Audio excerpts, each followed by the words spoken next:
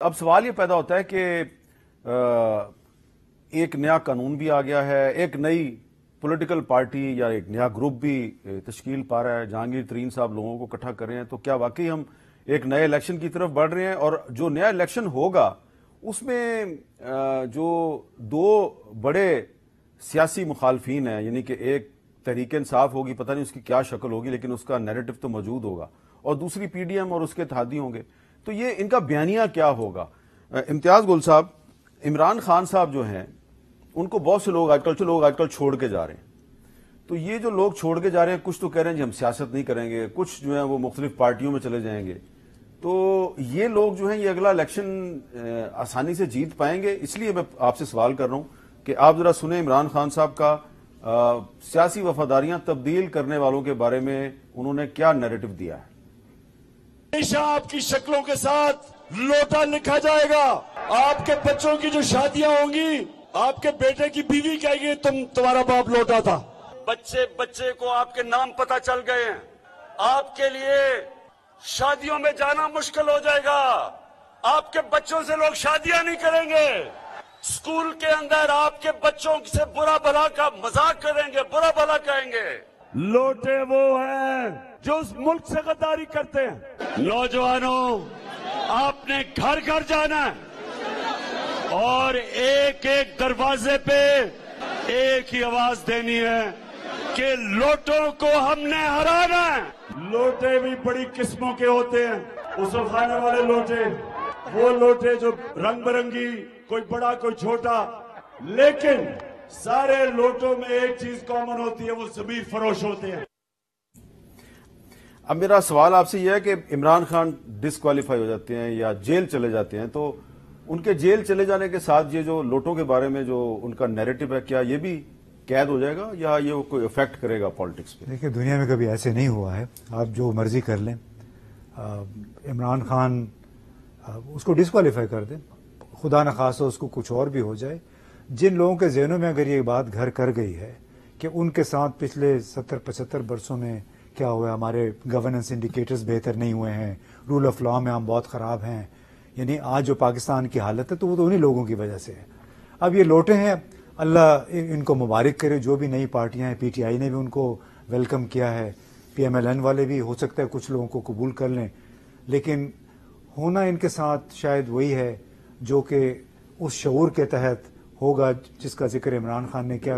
انہوں نے کئی مرتبہ اس کو اوور پلے کیا، نہیں کہنا چاہیے تھا، بعض اوقات نامناسب باتیں انہوں نے کہیں، لیکن اس ملک میں جو غالب اکثریت ہے، جو لوگ بے روزگار ہیں، جن کی جو فیملی در فیملی جن کی غربت چل رہی ہے، جن کے پاس کوئی مستقبل کا سہارا نہیں ہے، جنہوں نے اس نظام سے بینیفٹ نہیں کیا ہے، وہ ان لوگوں کو نہیں چھوڑیں گے جن کو ہم سب لوٹے کے نام سے جانتے ہیں۔ اچھا مصدق ملک صاحب، تو پھر کیا مسلم لیگ نون جو ہے وہ اس نے کوئی ماضی کے تجربے سے کچھ سیکھا ہے کہ پچھلے سال آپ نے پنجاب کی صوبائی اسمبلی اور قومی اسمبلی میں کچھ لوگوں کو گلے لگایا تھا؟ میں ان کو لوٹے نہیں کہتا، انہوں نے اپنا ایک سیاسی موقف تبدیل کر لیا، لیکن عمران خان نے ان کو لوٹا کہا، تو اب تو بہت بڑی تعداد میں لوگ چھوڑ کے آ رہے ہیں، تو کیا ان میں سے جو لوگ چھوڑ کے آ رہے ہیں مسلم لیگ نون دوبارہ ان کو گلے لگانا پسند فرمائے گی؟ میں کچھ پچھلی بات بھی کرنا چاہتا ہوں، آپ کی اجازت؟ کر لیں۔ دیکھیے، بات یہ ہے کہ میں بے شمار جو یہاں پہ گفتگو ہو رہی ہے اس سے میرا تو اتفاق ہے۔ میں سمجھتا ہوں کہ کوئی چیز آئین اور قانون کے سے بالاتر نہیں ہونی چاہیے، اور میں سمجھتا ہوں کہ جب عدالتیں کہیں کہ پیش کریں تو پیش کرنا چاہیے، اور میں سمجھتا ہوں کہ جب آپ کسی کو اگر تفتیش میں شامل کریں تو باقاعدہ اس کی انویسٹیگیشن کریں، اور فیشل ریکگنیشن کے اب بائیو میٹرکس ہیں، فیشل ریکگنیشن کے سسٹمز ہیں، کیمرے ہیں، کیمروں میں تصاویر ہیں، لوگوں نے خود بھی اپنی تصاویر لگائی ہیں، اپنے سوشل میڈیا پہ لگائی ہیں، تو باقاعدہ انویسٹیگیشن کرنے کے بعد پھر چارجز کو فریم کریں۔ اور میں کوئی آئینی قانونی ماہر تو نہیں ہوں، لیکن جو قانون لگتا ہو اس کے تحت اس کا ٹرائل کیا جائے، جس عدالت کے تحت قانون اجازت دیتا ہے صرف اس عدالت میں ٹرائل کیا جائے۔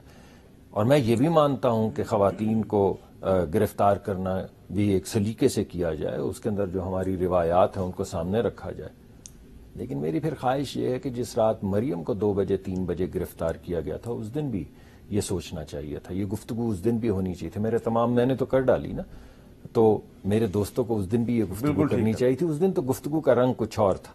اور ابھی جو آپ نے یہ ویڈیو چلائی کہ بچوں کا اسکول جانا مشکل کر دیں گے, لوگ بچوں پہ تھو تھو کریں گے یا جو بھی گفتگو فرمائیں گے, بچیوں کے رشتے نہیں ہو سکیں گے, تم ان کے گھر میں اٹھ کے جاؤ. اس کے علاوہ بھی انہوں نے ایک دو تقاریر کی جس میں ایک میں کہا تھا انہوں نے کہ میں ادھر جلسہ کرنے آیا ہوں, رشتہ لینے نہیں آیا. آپ کو یاد ہوگا. اس سے زیادہ گھنونی باتیں انہوں نے, عجیب و غریب باتیں کی. تو میرے خیال میں کچھ وزاداری اس دن بھی دکھانی چاہیے تھی. تو دونوں رخ جیسا کہ کہا جا رہا ہے کہ اگر وہ غلط تھا تو اس وقت غلط کرنا تو ضروری نہیں ہے. جو آپ بات کریں, دیکھیں میں تو آپ کو اپنا نقطہ نظر بتا سکتا ہوں. ہمارے ایک پارلیمانی جمہوری نظام ہے جس کے اندر ایک جیتنے والے جو لوگ جن کی اپنی برادریاں ہوتی ہیں یا اپنا ووٹ بینک ہوتا ہے وہ بڑی اہمیت رکھتے ہیں. اور اکثر اوقات آپ نے دیکھا ہوگا کہ اس کے باوجود کہ لوگ تھوڑا سا پریشانی میں ہی لیتے ہیں, لیکن جب الیکشن قریب آئیں تو بعض مرتبہ لے لیتے ہیں. میرا ذاتی خیال ہے ایسا نہیں ہونا چاہیے. بالکل ٹھیک. میرا ذاتی خیال یہ ہے کہ جو آپ کے ساتھ ایک نظریہ لے کر آگے چلتے ہیں, اب ہر جیت نظریے کے ساتھ ہوتی ہے, سوچ کے ساتھ ہوتی ہے, تو پھر ایسے نہیں ٹاگل کرنا چاہیے دائیں بائیں. یہ میرا ذاتی خیال. یہ آپ نے بہت اچھی بات کی. اچھا اشتیاق صاحب یہ بتائیں کہ آپ کو کیا لگتا ہے کہ نئے الیکشن کی تاریخ پہ پولیٹیکل سٹیک ہولڈرز میں کوئی ڈائلاگ ہونا چاہیے, اور اس ڈائلاگ کو فیسیلیٹیٹ کرنے کے لیے سول سوسائٹی, وکلا کی تنظیمیں, یہ سب کوئی کردار ادا کر سکتے ہیں؟ بالکل جی, شروع میں بھی یہ بات کی تھی. میں بینگ بار ریپرزینٹیٹیو آپ سے یہاں پہ آج گفتگو کر رہا ہوں. میں کسی پارٹی کا کوئی کارکن یا عہدیدار ہو کے بات نہیں کر رہا. ہم نے پہلے بھی کی تھی. میں بطور ممبر پاکستان بار کونسل بھی اس وقت پاکستان بار کونسل میں بھی ہوں اور ہائی کورٹ کا پریزیڈنٹ بھی ہوں. پاکستان بار کونسل میں بھی ایک سیاسی طور پہ ڈائلاگ کے لیے سب کو دعوت دی تھی. لاہور ہائی کورٹ نے بھی شروع میں کہا تھا کہ آپ ایک کنسنسس ڈیولپ کریں اس ملک اور قوم کی بہتری کے لیے. اس کے لیے پلیٹ فارم سارے موجود ہیں. لاہور ہائی کورٹ کا پلیٹ فارم بھی موجود ہوگا اور پاکستان بار کونسل کا پلیٹ فارم بھی موجود ہے. میں صدر سپریم کورٹ بار ایسوسی ایشن سے بھی یہی کہوں گا کہ ایک نیشنل ڈائلاگ ہونا چاہیے اس ملک اور قوم کی بہتری کے لیے.